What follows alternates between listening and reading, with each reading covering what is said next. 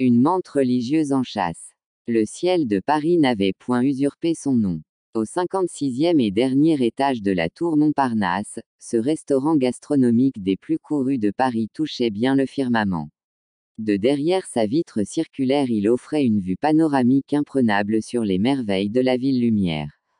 C'est dans ce prestigieux et très sélect endroit que Coralie avait invité à dîner Mademba, le samedi d'après les malheureux événements, pour lui faire oublier les mauvais moments qu'il venait de passer, et surtout pour lui réitérer sa confiance.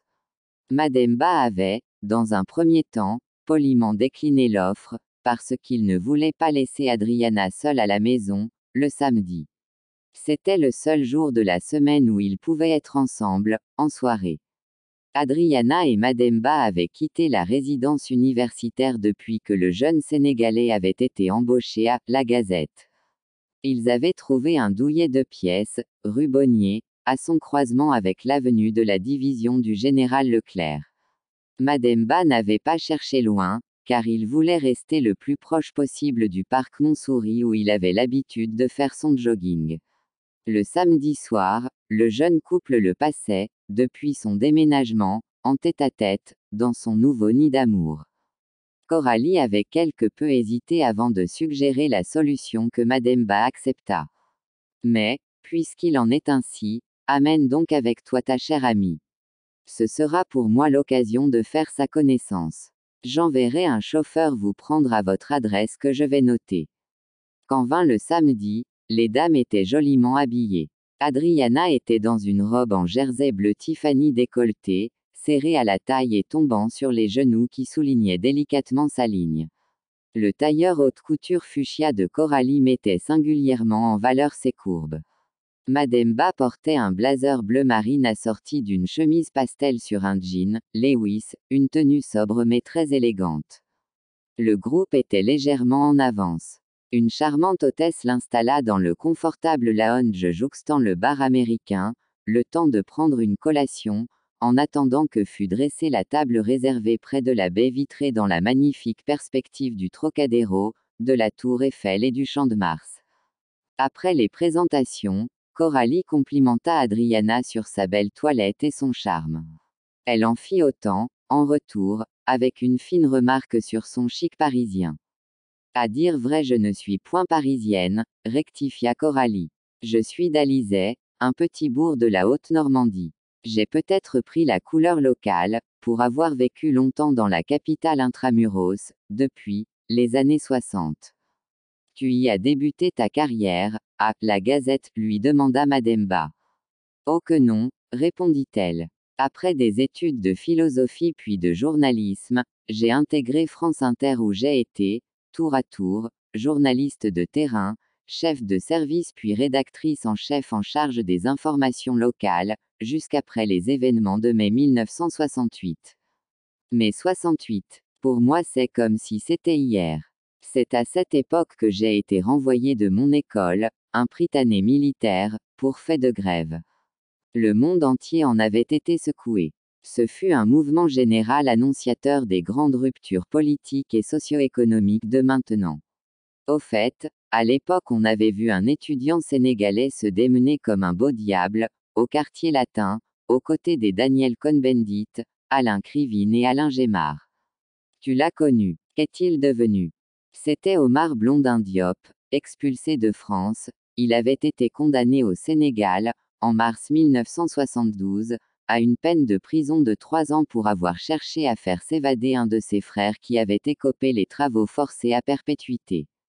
Ils avaient, ensemble, incendié le Centre culturel français ainsi que le ministère des Travaux publics et tenté de jeter des cocktails Molotov sur le cortège du président Georges Pompidou alors en visite à Dakar.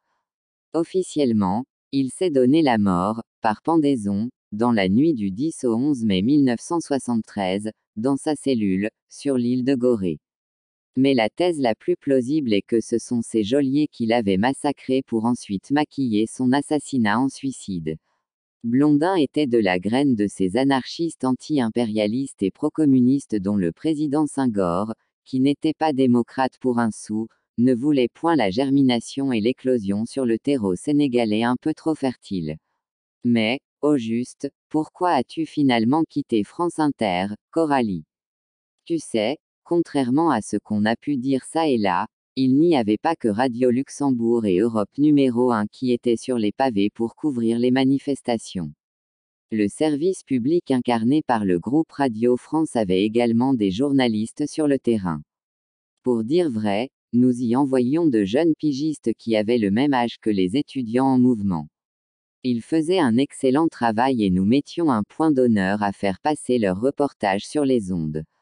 Dans l'ambiance survoltée de l'époque, nous fûmes naturellement conduits à exiger l'élargissement de cet acquis, plus de liberté, de pluralité et d'objectivité dans le traitement de l'information. Le pouvoir gaulliste ne l'entendit pas de cette oreille. Une grève interne s'ensuivit.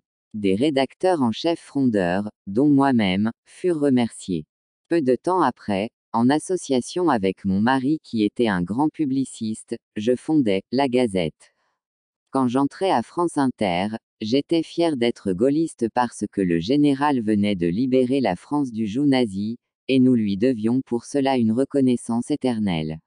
Mais quand il est revenu aux affaires, après sa traversée du désert, il était devenu trop autocratique pour rester une référence pour moi, parce que le vent avait tourné en faveur des libertés individuelles et de la démocratie plurielle.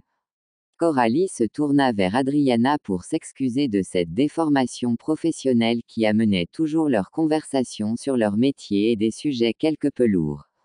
La jeune fille répondit qu'elle trouvait fort intéressant ce qu'elle venait d'entendre. Mais elle jugeait injustes les propos tenus par Mademba sur le président Senghor. Pour la jeune Martiniquaise, Senghor était un merveilleux poète, un défenseur émérite de la négritude, mais également et surtout un grand démocrate. Il en avait, avec éclat, administré la preuve au monde entier, en quittant le pouvoir de son propre gré, tout dernièrement, en fin décembre 1980. Mademba avait ses idées sur toutes ses appréciations. Mais, l'instant n'étant franchement pas à la controverse, il préféra aller dans le sens de sa dulcinée, reconnaissant qu'effectivement Senghor avait terminé son règne d'une manière très honorable et qu'il restait pour l'éternité, un grand homme de culture, un apôtre de la négritude, à l'instar d'Aimé Césaire, son vieil ami et maire de Fort-de-France, en Martinique. Ils passèrent ensuite à table pour un délicieux dîner. Terrine de campagne, carpaccio de langoustine et foie gras sur toast en entrée. Ensuite, filet de bar au beurre blanc d'agrumes, purée de patates douces, faux filet, sauce au poivre, pommes rissolées et filet de bœuf, sauce béarnaise, pommes grenaille confite. Et pour finir, fruits de saison, pâtisserie et fromage. La conversation roula sur des sujets plutôt mondains, sur les derniers potins qui couraient, dont la candidature de l'humoriste Coluche à la présidentielle française et le mariage de Jacques Dutronc et de Françoise Hardy en Corse, sur les charmes touristiques de Paris, les endroits les plus intéressants à visiter comme le musée du Louvre, les jardins du Luxembourg, la basilique du Sacré-Cœur sur la butte Montmartre, la place du Tertre avec ses nombreux artistes peintres. Quand les dames parlèrent « chiffon », pour reprendre le mot de Mademba, Adriana s'épancha sur le rêve qu'elle caressait de devenir top modèle, et de créer sa propre ligne de vêtements. Elle avait déjà posé pour de grands photographes et quelques magazines. Elle avait également pris part à des défilés. Mais, disait-elle, elle ne lâcherait ses études en gestion que si elle était sûre de pouvoir trouver sa voie dans ce monde de la mode qu'elle savait une redoutable jungle. Mademba était tout à fait d'accord avec elle. Coralie la félicita pour sa détermination et son réalisme. Elle lui promit son soutien. L'agréable soirée se termina par de chaleureuses embrassades. Par la suite, les relations entre Coralie et Mademba se resserrèrent. Coralie prenait davantage plaisir à recevoir le jeune homme dans son bureau pour leur devenu traditionnel café de 19h. Il leur arrivait de sortir du journal pour prendre un pot et discutailler rue de Rivoli ou à Saint-Germain-des-Prés. Fier et entier, Mademba acceptait toutes les marques de sympathie venant de Coralie, sauf qu'elle lui paya des vêtements de marque, dans les boutiques des Champs-Élysées, pour qu'il présentât bien partout, comme elle le lui disait. Il préférait s'acheter lui-même des habits séants, mais de valeur moindre, en prenant sur son salaire. Coralie n'en estima que davantage le jeune homme.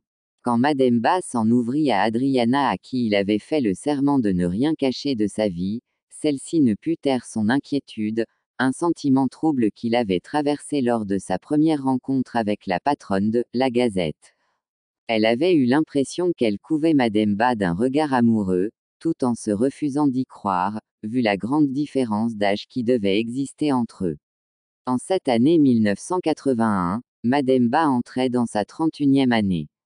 Telle qu'elle l'avait bien regardé et vu derrière son maquillage, et considérant ce qu'elle avait dit sur son passé, Coralie devait avoir, au moins, 20 ans de plus que le jeune homme. Cette dame était-elle comme la menthe religieuse, ce grand insecte femelle qui prend au piège le mâle, toujours plus petit qu'elle, pour le dévorer après accouplement, en commençant par sa tête.